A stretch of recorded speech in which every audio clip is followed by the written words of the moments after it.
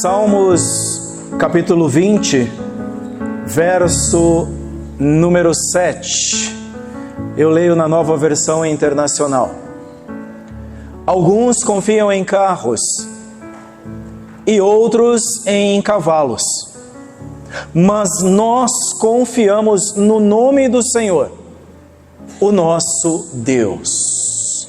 Amém? Amém. Ore comigo. Pai, muito obrigado por este instante. Te agradeço, meu Senhor, pela riqueza da Tua graça em nos aceitar e nos permitir este tempo, que ele seja proveitoso, edificante e que possamos aprender do Senhor. Ajuda-nos, que nada nos tire a preciosidade deste momento e que sejamos ensinados pelo Senhor mesmo, através da Tua palavra que já foi lida. Em nome de Jesus eu oro e eu te agradeço. Amém. Amém. Podem sentar, irmãos. Aleluia. Confie no nome do Senhor, nosso Deus. Certamente todos nós já estivemos às vésperas de grandes decisões nas nossas vidas. Às vésperas de grandes acontecimentos, de grandes batalhas e até às vésperas de grandes bênçãos pelas quais esperávamos. E a pergunta é: o que fazer neste momento? Nessa véspera? A quem ouvir? Ou ainda, em que? Ou em quem confiar? De antemão, saibam que a boa notícia é que existe direção na palavra de Deus. A boa notícia é que há direção no proceder do povo de Deus, em como agiu o seu próprio povo, e há direção vinda do trono de Deus mediante a sua palavra a respeito do que fazer. Então, vamos aprender um pouco com os salmistas. Vamos aprender um pouco com os salmos. Vamos aprender a confiar no nome do Senhor, nosso Deus. E isto vai nos fortalecer no Senhor.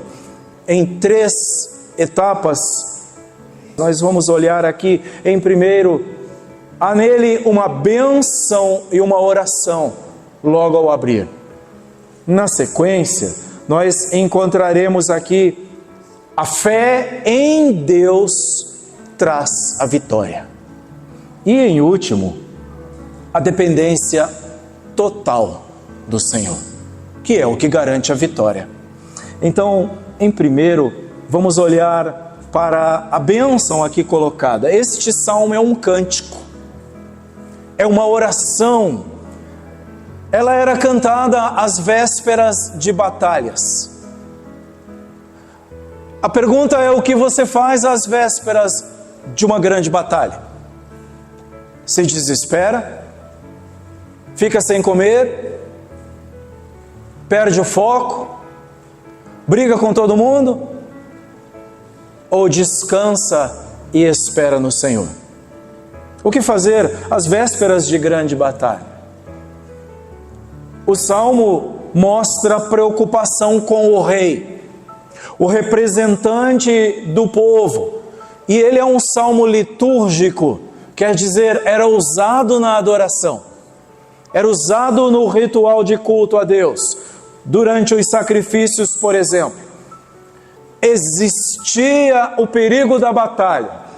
Há o perigo da batalha, ele está aqui e não é negado, mas o Salmo espalha uma esfera de confiança em Deus, uma atmosfera de segurança no próprio Deus. O que fazer às vésperas de grandes batalhas? Esta oração do Salmo número 20 acompanhava os sacrifícios oferecidos a Deus antes de começar a luta. Às vésperas da luta, A fim do quê? A fim de assegurar a vitória. Para que se houvesse vitória, para que se ganhasse vitória, eles agradavam ao Senhor, a Yahvé, e garantiam com isso a sua ajuda na batalha.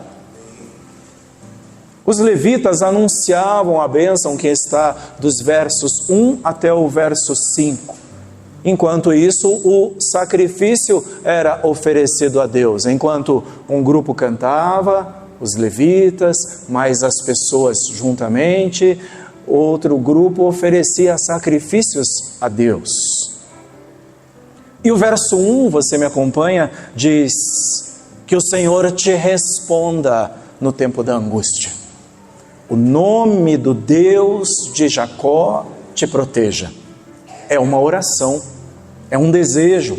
A bênção nos versos iniciais é dirigida para o rei ungido do Senhor, representante do povo. Eles desejam prosperidade na batalha, sucesso na batalha ao seu rei. Ela expressa o desejo de que o Senhor seja com ele no dia da angústia. Mas eles usam o nome de Jacó. O verso termina: o nome do Deus de Jacó te proteja. Eles usam o nome do Deus de Jacó. Ele é invocado como segurança, como uma defesa segura. E isso é significante, porque nos tempos do Antigo Testamento, e eu gosto de um nome que se usa de Primeiro Testamento, e este Novo Testamento é o Segundo Testamento, porque se formos usar a palavra antiga, estamos há 2000 anos do Novo Testamento. Então, ele também seria antigo para nós. Primeiro Testamento, Antigo Testamento, nessas épocas principalmente, o nome era importante demais. O nome transmitia mensagens, o nome curava, o nome falava sobre personalidade, sobre para quem se orava.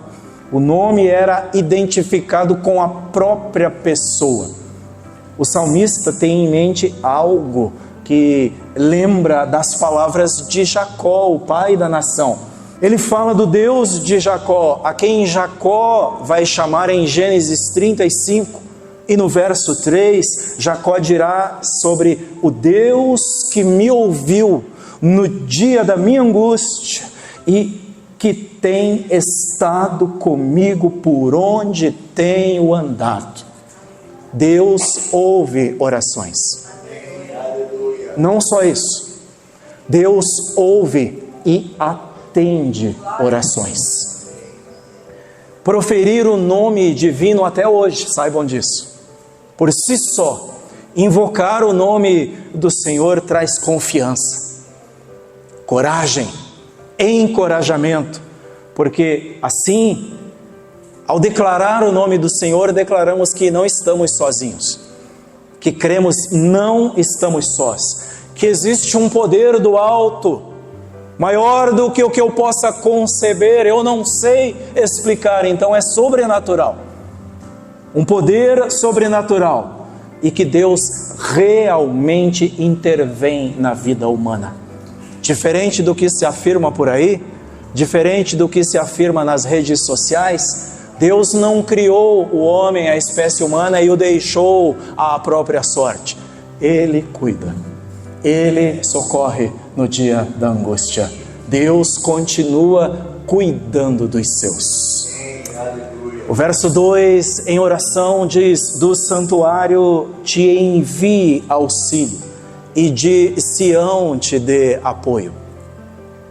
O santuário é o símbolo visível de Deus, é o símbolo visível da presença de Deus. Sião, o monte de Deus, representava Deus visivelmente. Ao olhar-se para lá, a imagem era associada ao próprio Deus em favor do seu povo. O santuário terrestre, mais precisamente o Santo dos Santos, que lá havia, o lugar sagrado, era o lugar onde o poder de Deus se manifestava, onde a fumaça da glória de Deus tomava conta. onde a sua presença poderia ser vista e sentida. E ali havia ajuda em tempos de necessidade. Israel era o povo dos pactos, das alianças. E esses pactos e alianças foram reforçados no templo, no entrar do templo. Por isso o salmista diz: do santuário de Sião, o Senhor te socorra, o Senhor te envie socorro. Eles estão dizendo: meu rei, teu socorro virá do Senhor. Que do seu santo monte o Senhor te envie ajuda. Eles confiam nisso e de que Deus assim pode fazer.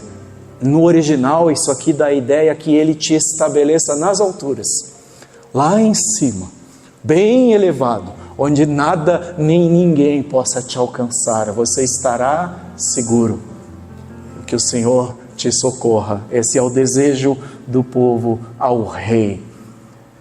O verso 3 diz: lembre-se, falando do próprio Deus, de todas as tuas ofertas e aceite os teus holocaustos. Ofertas e holocaustos eram elementos do culto, elementos do sacrifício para agradar o coração de Deus. Faziam parte do culto.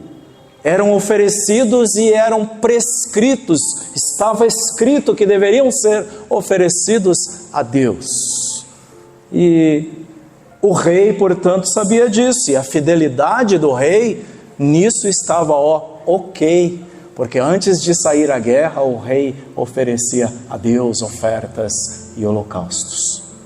Sacrifícios e ofertas eram realizados, votos eram feitos, promessas eram firmadas diante de Deus, e assim o rei se equipava para a batalha.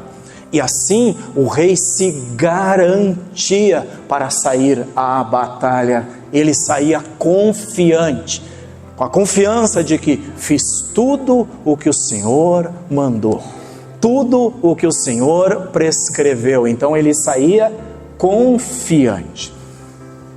Ele não se esquecera em nenhum momento do culto que Deus lhe pediu, do culto que Yahvé lhe pediu. E esse Deus, por sua vez, não se esqueceria do seu ungido. Esse Deus, por sua vez, não se esqueceria do seu povo, lhes garantiria a vitória. Isso era o que acontecia. E é isso mesmo, era uma troca. Eu faço a minha parte, Deus faz a dele. Era assim que funcionava. Por este tempo, a lei era olho por olho, dente por dente, vida por vida, sangue por sangue, bênção por holocausto, bênção por sacrifício. Esta era a lei. E hoje, daqui a pouco a gente vai ver, daqui a pouco a gente olha para isso. E hoje, será diferente? Que o Senhor se lembre de tudo que você oferece para Ele. Vejam, um sacrifício era um momento de comunhão. Era uma reunião de comunhão.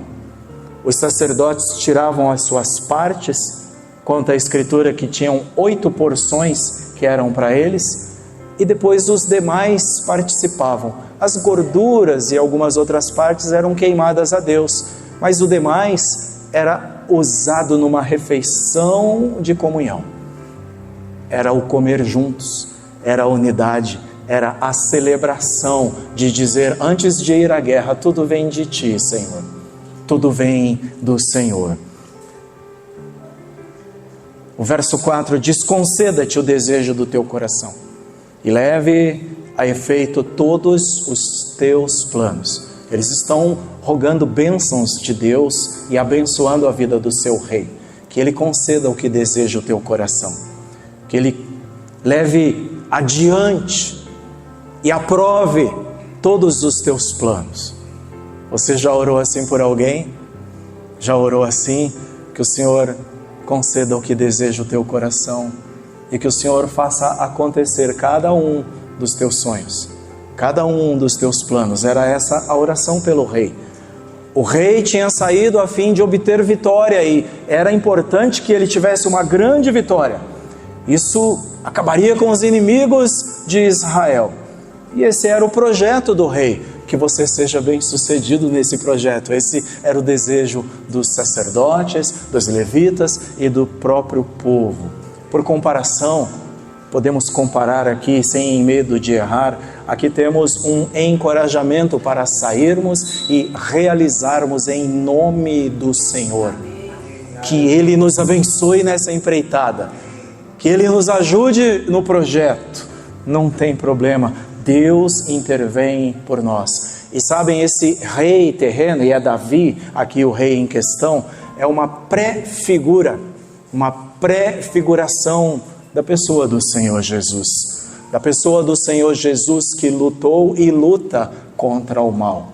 Ele diz em João, Evangelho de João 16:33, no mundo tereis aflições, no mundo vocês terão aflição, mas tenham bom ânimo, eu venci o mundo. Jesus continua lutando contra a maldade.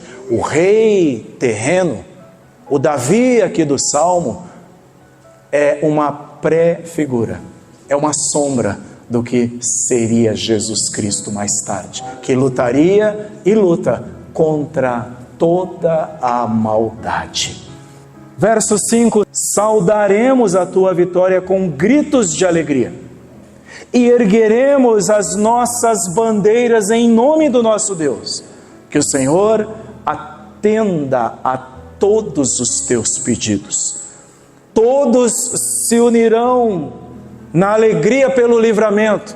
Todos estão prometendo que na vitória estarão juntos, celebrando, e eles hastearão bandeiras, agitarão bandeiras de alegria quando a vitória for dada ao povo de Deus.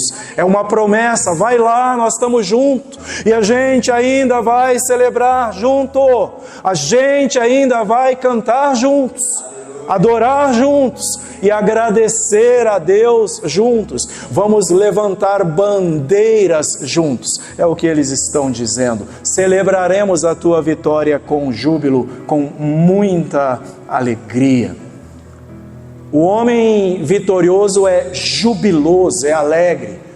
Toda vitória traz alegria. Ou você já viu alguém que obtém uma vitória depois de muito esforço e fica triste? Toda vitória traz júbilo, principalmente quando ela é conquistada, trabalhada, quando ela é pensada, elaborada, e chega o grande dia e ela acontece, traz alegria, traz júbilo. Eles estão dizendo, nós vamos celebrar juntos essa vitória.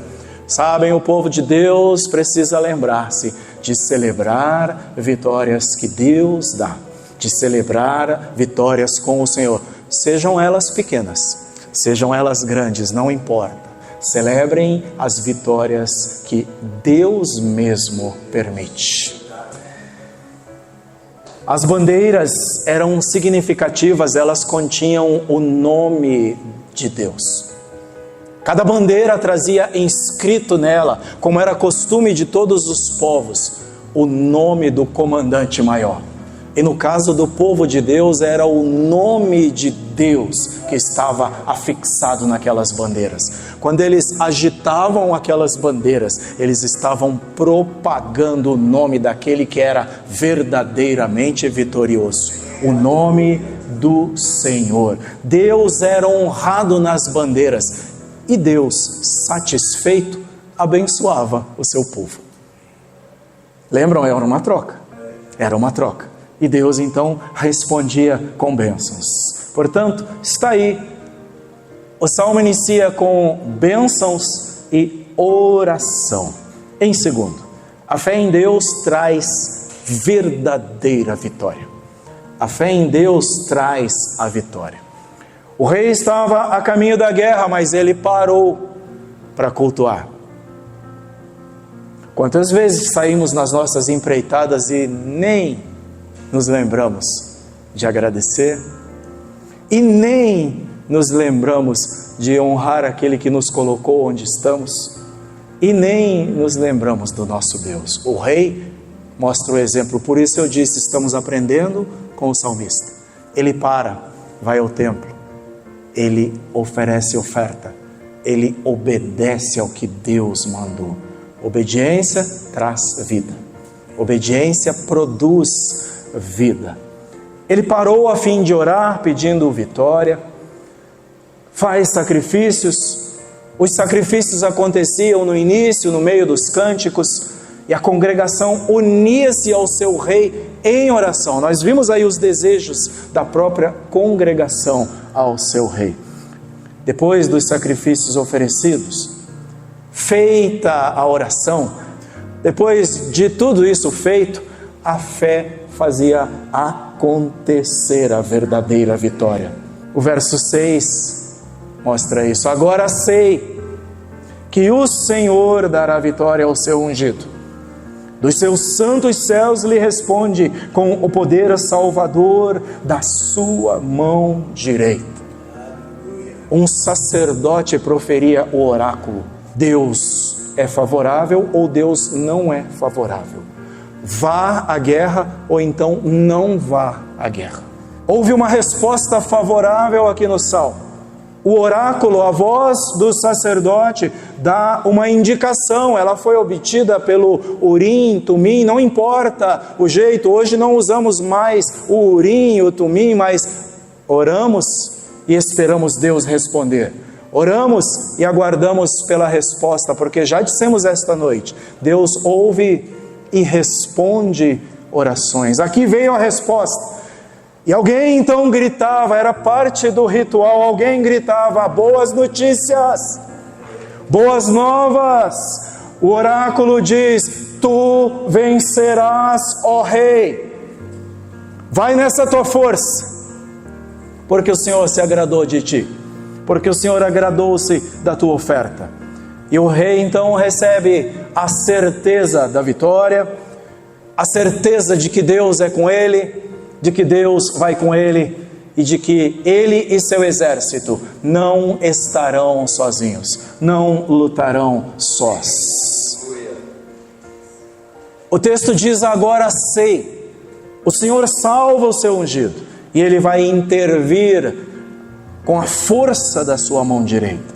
A mão direita é a mão mais ágil, a mão direita é a mão desembaraçada. A mão direita, lá, bem como hoje a maioria, é a mão desenrolada, destravada. E perceba que preciosidade no Salmo. Não basta ser Deus, eles confiavam tanto que diziam, a mão direita de Deus é quem é a tua salvação. Estar à destra de Deus era a posição mais privilegiada. Posição de autoridade. A destra de alguém era o lugar mais protegido. Lembrem-se, é a mão destravada. Eu, você, a maioria de nós, tenta escrever com a mão esquerda. Tenta. Apenas uma pequena parte da população consegue isso. E tantas outras coisas. Agora a mão direita não, peraí. A mão direita é a mão desenrolada. O Senhor com a sua direita te protegerá e te dará segurança. Segurança. Receber a ajuda da mão direita de Deus significava receber intervenção divina, eficaz, garantia de vitória. Verso 7. Alguns confiam em carros e outros em cavalos, mas nós confiamos no nome do Senhor, o nosso Deus. O povo de Deus, diferente de outros povos para aquele tempo, confia no nome que é poderoso. O povo de Deus confia no nome do Senhor, e o nome, já dito aqui, tinha especial importância, porque era o nome de Deus que vencia a batalha, o nome de Deus que obtinha a vitória. Esse nome era apresentado nas bandeiras, esse nome era invocado no sacrifício, esse nome era obedecido. A presença de Deus honrava a fé do seu povo ali.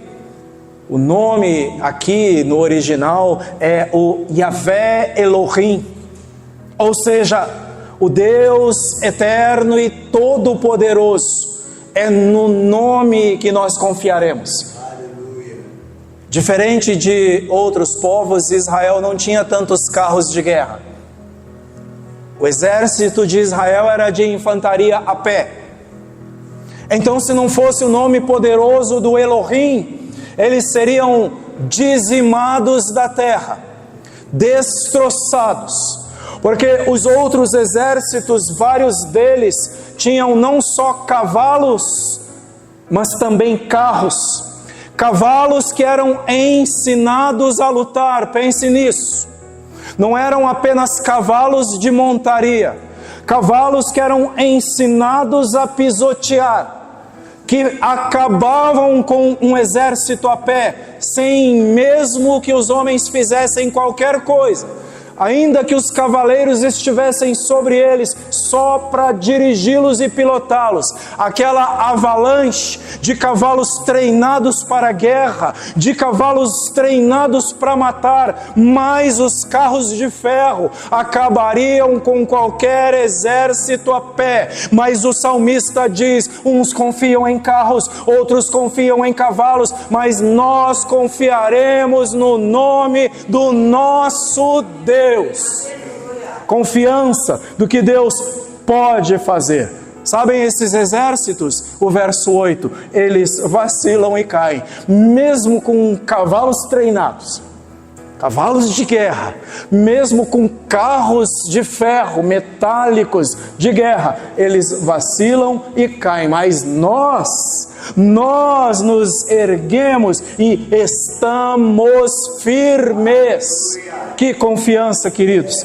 A vitória se dava quando o inimigo caía, quando ocorria a queda do inimigo e Israel se levantava triunfalmente. O que é isso senão Deus? O que é isso senão a bênção do Senhor? Aqueles que confiam em armas, diz o verso 8, caem, tropeçam, vacilam. Por outro lado, o exército do Senhor permanecia de pé, se ergue e permanece firme, porque a vitória verdadeira vem através da fé em Deus. É a fé em Deus que produz vitória. Não perca a sequência. Você vai, ora, adora, sacrifica, obedece a Deus e depois é só ter fé que Deus vai fazer aquilo que prometeu. Terceiro e último, a dependência total do Senhor. O verso 9 diz: Senhor, concede vitória ao rei, responde-nos quando clamamos. O culto aqui do Salmo conclui com uma oração final, porque isso aqui é um culto. Concede vitória, Senhor. Outra tradução diz: salva-nos, Senhor. Ouça-nos, o rei com R maiúsculo, quando clamarmos. Eles estão dizendo: nós temos um verdadeiro rei nos céus. Que este rei nos céus ouça o nosso clamor. Concede vitória ao nosso rei, Senhor.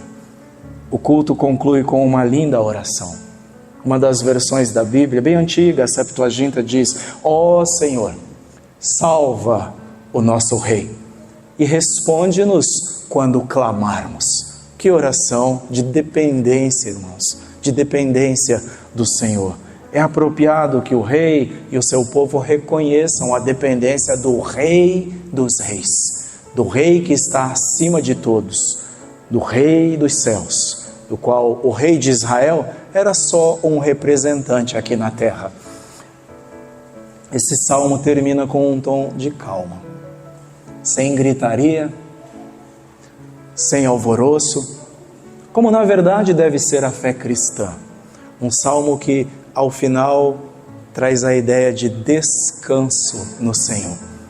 Atende, Senhor, ouve-nos, socorre o nosso rei. O salmo termina do jeitinho que começou. Eles começaram clamando pelo Senhor e terminam clamando pelo Senhor. Um salmo que transmite paz ao coração. Essa é a verdadeira religião. Aquela que confia em Deus acima de qualquer coisa. Esse é o verdadeiro adorar e buscar a Deus. Sejam carros, nós confiaremos em Deus. Sejam cavalos treinados, nós confiaremos em Deus. Seja um saldo bancário gordo, nós confiaremos em Deus. Qualquer que seja a oferta, nós confiaremos no Senhor. E daí que tem um diagnóstico médico desfavorável, nós confiaremos em Deus nosso Senhor. Aprendamos com esse salmo. Mais do que dinheiro, nossa confiança não está nele. Tampouco nossa confiança está no governo. Não é lá que está a nossa confiança. Nós confiaremos no Senhor. E assim nós vamos fortalecer a nossa fé, confiando no Senhor. Que maravilhoso, queridos irmãos. Para o cristão, para aquele que é cristão, como nós aqui, como você, aqui é um foco apontando para o nosso Rei e Messias, o Senhor Jesus Cristo. Ele conquistou e dominou a morte, o maior de todos os problemas. O Senhor Jesus, Ele saqueia o valente. Ele disse. Quando Ele retira o homem do vício, Ele está saqueando o valente. Quando Ele retira das ruas o pior dos criminosos, Ele está saqueando o valente lá na casa dele. O Senhor Jesus continua trabalhando, continua operando. Ele continua salvando almas para o seu reino. Apesar das maquinações de Satanás, Ele continua saqueando o inferno. O Senhor Jesus, usando seus agentes de avivamento, a igreja do Senhor. Por isso Paulo diz em Colossenses 2 e o verso 15 que, tendo despojado os poderes e as autoridades, fez deles um espetáculo público, triunfando sobre eles na cruz. Esse é o nosso Jesus. Ele expôs à vergonha principados, potestades, dominadores. E sabem como ele venceu? Não foi com cavalos treinados, cavalos de guerra. Ele os expôs à vergonha, morrendo na cruz. Para eles, ele tinha uma cruz. Triunfou sobre eles na cruz.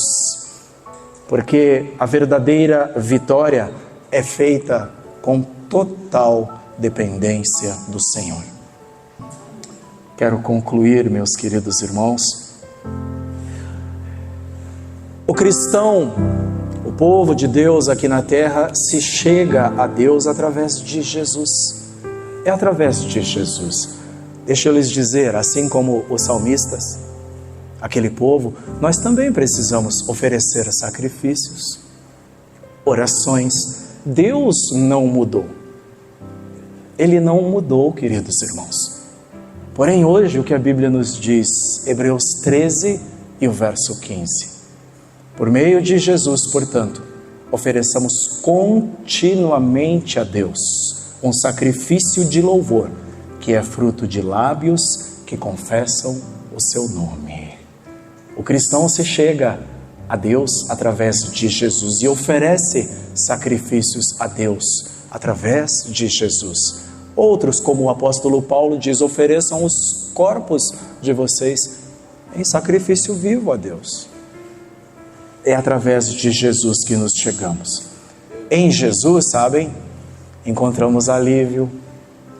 Em Jesus encontramos descanso para as nossas almas. Em Jesus nós podemos descansar nas palavras dele, porque ele disse dele mesmo que ele é manso e humilde de coração. E tem mais, queridos, ao finalizar. A verdadeira vitória só vem através de Jesus, porque sem Ele não podemos fazer nada. Nem carros, nem cavalos, nem dinheiro, nem posição social, nem inteligência, nem capacidades, nem faculdades, nada. Jesus diz em João 15 e no verso 5: sem mim, vocês não podem fazer coisa alguma. Só Jesus, é só Jesus. E finalmente, olha o que ele diz. Olha de onde vem a nossa vitória. João 15 e o verso 7. Se vocês permanecerem em mim e as minhas palavras permanecerem em vocês, pedirão o que quiserem e lhes será concedido. Amém? Que o Senhor te abençoe e que todos nós esta noite possamos sair daqui confiando mais no nome do Senhor, o nosso Deus.